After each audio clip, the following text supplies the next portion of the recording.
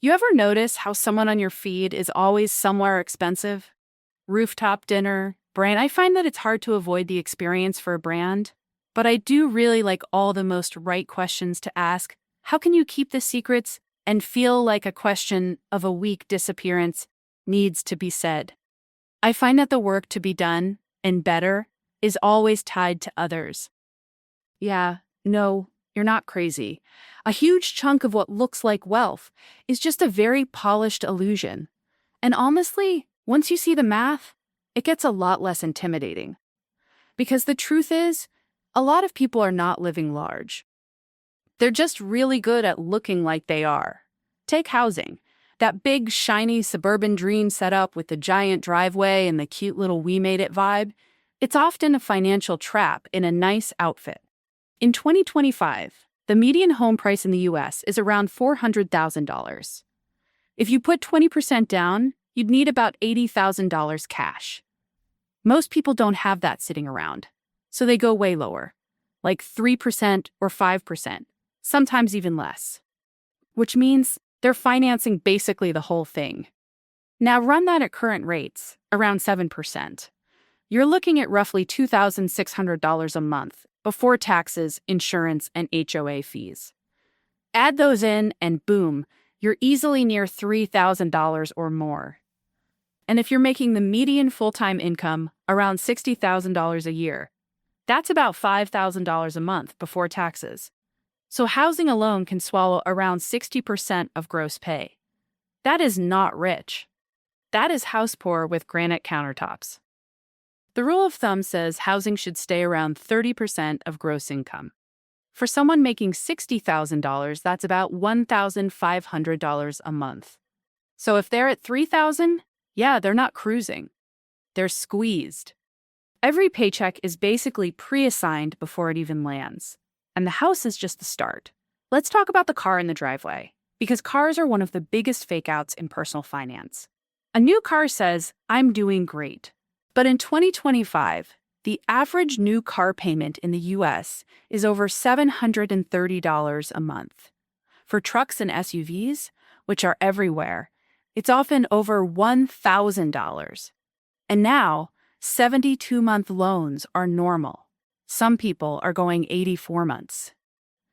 That's 7 years of payments on something that loses value the second you drive it off the lot. Delicious. Love that for them. Say somebody finances a $50,000 SUV at 7% over 6 years. That's over $900 a month, just for the loan. Then throw in insurance, which for a financed new car averages about $200 a month. Add gas, maybe another $200 if they commute. Maintenance, too. Even a new car still needs stuff. You're easily around $1,300 a month just to own and operate it. If you make $60,000 a year, that's more than a quarter of your gross income. Combine that with the housing payment, and now you're at roughly $4,300 a month going to just shelter and transportation. Before food, before utilities, before the random Amazon purchases, before the 19 subscription charges that somehow all feel necessary. So when people ask how everyone affords this lifestyle, the answer is they often don't. They're financing the look of stability while living on a tightrope. And this is where the illusion gets really sneaky, because even the people who look comfortable on paper often have tiny actual margins. Net worth data makes that painfully obvious. The Federal Reserve's household wealth numbers show that for Americans under 35, median net worth is around $39,000. That includes everything: retirement, home equity, checking, savings, all of it. For ages 35 to 44, median net worth rises to about $135,000. Sounds better until you remember that if someone owns a home, a big chunk of that number is trapped in equity. Useful? Sure. Spendable? Not really. You can't buy groceries with your house. Well, unless things have gone very wrong. Even for ages 45 to 54, median net worth is only around $247,000. That's the peak earning window for a lot of people, And still, the median household is nowhere near the millionaire fantasy people imagine when they see the lifestyle content online. So no, the average person is not quietly sitting on some secret pile of wealth. A lot of them are just working with leverage, debt, and a whole lot of pressure. And here's another piece people conveniently forget. About 1/3 of adults aged 18 to 34 live with their parents. 1/3. That's massive. And financially, it changes everything. If you're making $45,000 a year and you're living at home, you might have $2,500 a month in real disposable income. No rent, maybe no groceries, maybe no utilities. That means you can suddenly afford the nicer car, the outfits, the weekend trips, the little treat-yourself purchases that make your life look way more expensive than it actually is. Meanwhile, somebody else earning $70,000 and paying their own rent might have less breathing room than you do, not because they're bad with money, but because housing eats so much. And just to be clear, living with family isn't some scandal. It's normal in a lot of cultures, and financially it can be brilliant. But it does make comparisons super misleading. You're looking at someone's lifestyle and assuming their income is the reason. Sometimes the real reason is they've got way lower overhead. Then, there's the family safety net nobody likes to admit exists.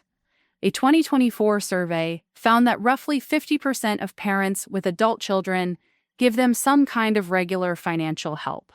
Not just the occasional birthday dinner or random emergency favor. I'm talking ongoing support. The average amount is nearly $1,500 a month. That can cover rent, help, car payments, insurance, groceries, phone bills, all the little things that quietly keep a lifestyle afloat. So when you see someone in their late 20s with a shiny BMW and a cute apartment downtown, there's a decent chance that independent adult aesthetic is being subsidized somewhere in the background. Not always, but often enough that you should never assume the picture is the whole story. That's what I call the invisible income effect. You're comparing your full financial reality, stress, bills, trade-offs, sacrifice, to somebody else's edited little showcase. And that showcase may be built on help you can't see, debt you can't see, or a side hustle they never mention. And yes, side hustles matter a lot. Recent surveys say about 45% of Americans have some form of extra income, freelancing, gig work, online sales, whatever. So you might see somebody living a certain way and assume their day job is paying for it. Maybe it is. Or maybe they're pulling in another $2,000 or $3,000 a month, doing something on the side, and just not broadcasting it every 5 seconds. That's not deception. That's privacy. But it does warp what normal looks like. Timing warps it too. Someone posts a vacation in May, a car in July, and a renovation in October, and your brain compresses all of it into one non-stop luxury lifestyle. But maybe the vacation used points. The car was planned for years, and the renovation was a slow project spread out over months. You see the highlights stacked together and think, wow, they're constantly spending. In reality, you're looking at 3 separate moments stitched into one fake timeline. Credit cards add another layer to the illusion. The average American has around $6,000 in credit card debt, but plenty of people carry way more, which means the trip, the shopping spree, the little reward, the fancy dinner, yeah, all of it can look exactly the same whether it was paid in cash or charged at 22% interest. From the outside, you cannot tell the difference. And that's the whole point. The appearance is easy. The reality is ugly. Now, maybe you're thinking, okay, Vanessa, sure, some people are faking it. But what about actual investing? What about people who are really building wealth? Yes, those people exist. They just aren't as common as social media makes them feel. Recent data shows only about 62% of US adults own any stock at all. That means 38% have zero exposure to the market. No retirement account, no brokerage, no index funds, nothing. And even among the people who do invest, a lot of them have pretty modest balances. The median retirement account balance for Americans in their 30s is under $50,000. That's not nothing. It's real progress.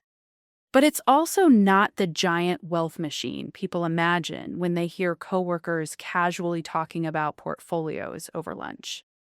That's selection bias. The people who talk about investing are usually the ones who invest. The ones who don't, they're not announcing it in the group chat. So you end up in a world where everybody seems financially enlightened, when statistically a lot of people are just getting by. And even people with high salaries aren't magically safe. A study found that nearly 1 in 4 people earning over $100,000 a year still live paycheck to paycheck. That should tell you everything you need to know. Income and wealth are not the same thing. You can make a lot and still have no cushion if your lifestyle inflates to match every raise. That's the trap. More money comes in, but more money goes out even faster. There's a psychological reason this feels so intense, and it's called social comparison theory. Humans naturally measure themselves against other people. It's built in. The problem is that the old comparison pool was tiny. Your neighbors, your family, your coworkers, maybe people in your town. Now it's everyone, everywhere, all the time. You're comparing your behind the scenes to somebody else's highlight reel. And the comparison group is completely random. Different cities, different tax brackets, different ages, different help, different debt, different everything. No context. Just vibes. Very unfair vibes.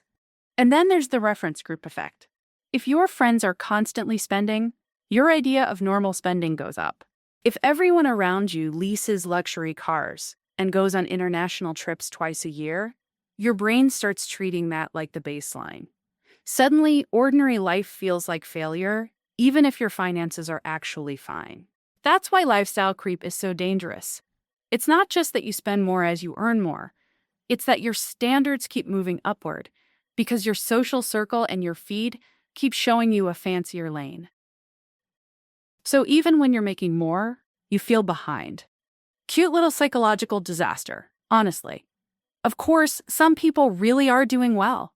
There are high earners who invest, save, and build actual wealth, but they're rarer than the internet wants you to believe. IRS data shows only about 9% of households earn over $200,000 a year, and only around 1% earn over $500,000.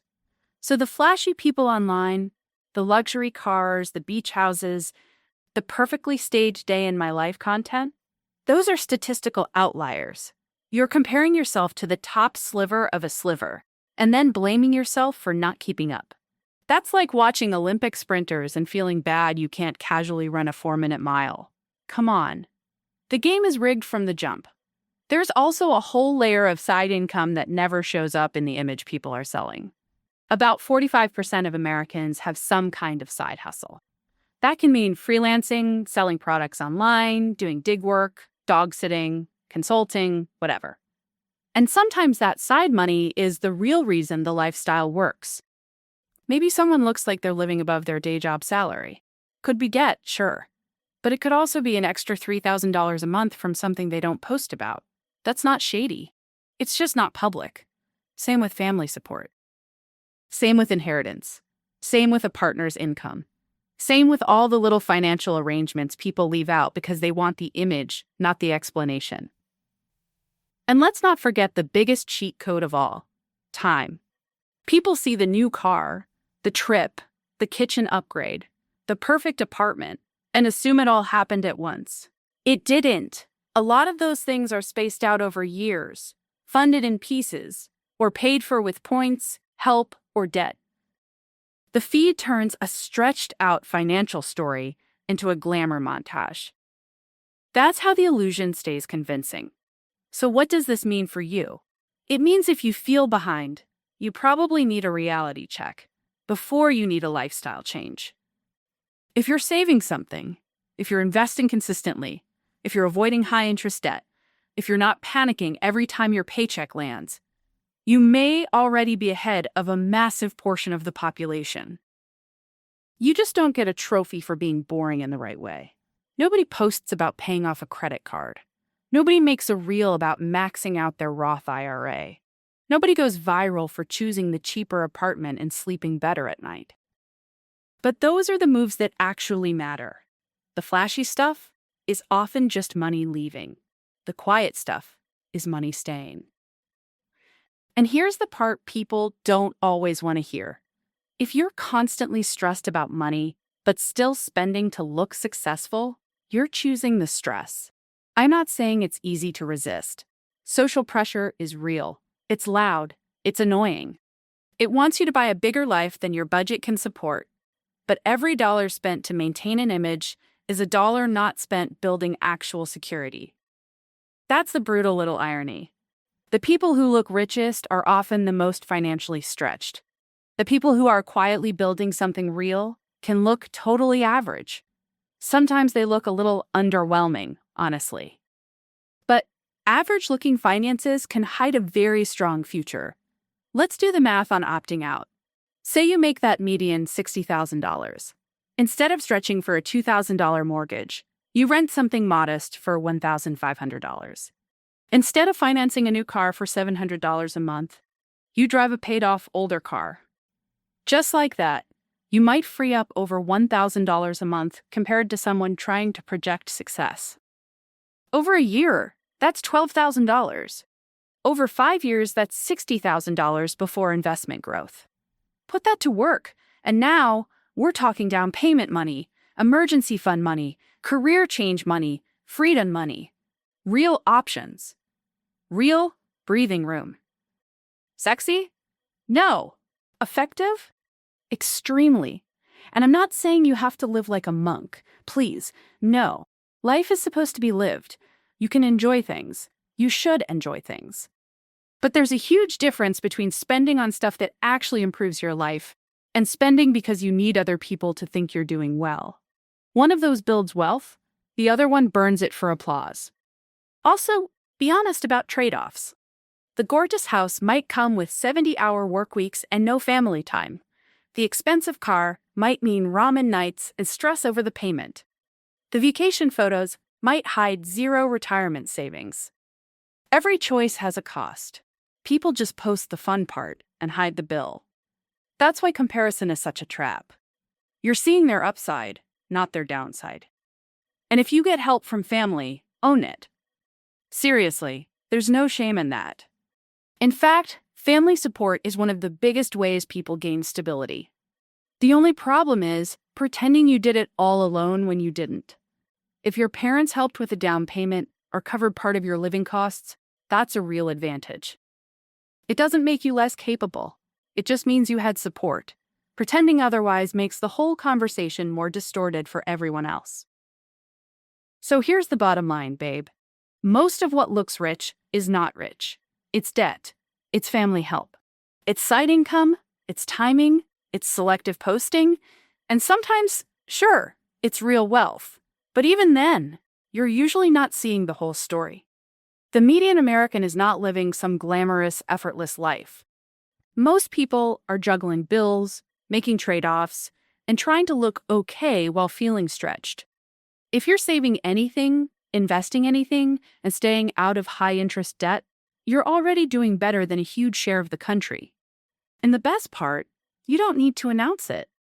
Financial security is quiet. It doesn't need applause. It just grows in the background while everyone else is performing for the feed. So, stop measuring your life against someone else's highlight reel. Compare yourself to you from a year ago. Are you better off now? More stable? Less stressed? Moving in the right direction?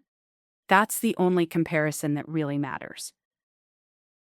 Because everyone else has their own help, their own debt, their own timing, their own chaos. You'll never get the full picture.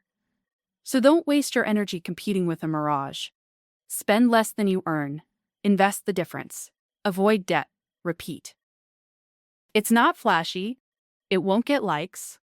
But it works. And 20 years from now, while a lot of people are still trying to look rich, you'll be the one who actually is.